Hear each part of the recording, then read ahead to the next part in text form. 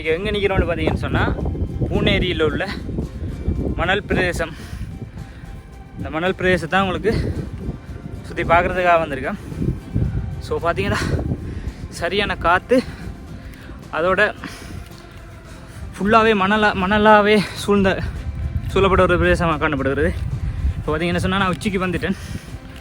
பாருங்கள், மேலேருந்து பார்க்குறது இந்த வியூவை பாருங்கள் எவ்வளோ அழகாக இருக்குன்னு சொல்லி. ஸோ சரியாக கலைக்குது மேலே ஏறி வர அவ்வளோ ஒரு இது. ஸோ ஃபுல்லாகவே மணலும் அதோட பார்த்தீங்கன்னு சொன்னால் மேலே நாவல் பழம் இந்த சீசன்லேன்னு நினைக்கிறேன். ஸோ காட்டு பிரதேசம்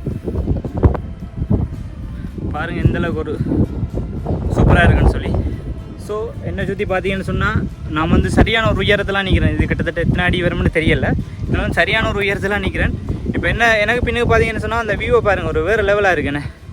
ரொம்பவே சூப்பரான ஒரு வியூ ஒன்று இருக்குது பார்க்குறதுக்கு. இங்கே பார்த்தீங்கன்னா நிறைய பனைமர கூடுகள், நிறைய பனைமரம் இருக்கிற ஒரு இது ஒன்று இருக்குது பாருங்கள். இங்கே பார்த்தீங்கன்னா இங்கே ரெண்டு ஃபுல்லாகவே பார்க்க ரொம்பவே ஒரு சூப்பரான வியூவாக இருக்குது.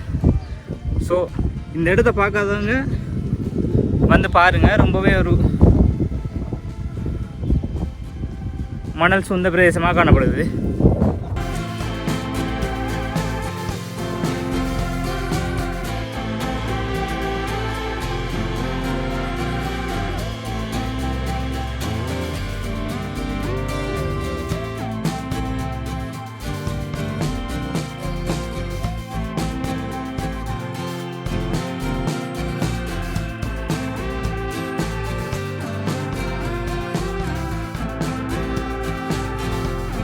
இங்கே வந்து கிழங்கு வந்து நீங்கள் வேறு வெளியாகல் வந்தால் கொடுப்பீங்களா அந்த கிழங்கு எல்லாம்?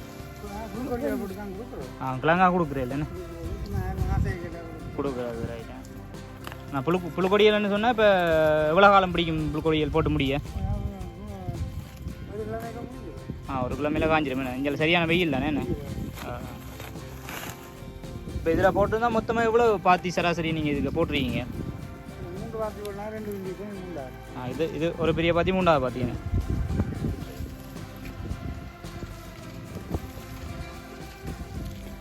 இது இப்போ பனங்கிழங்கு நீங்கள் கொட்டை போட்டு எவ்வளோ காலத்தில் இது கிழங்கு சரியாக 4 மாதத்தில் போடுங்களா? சரி,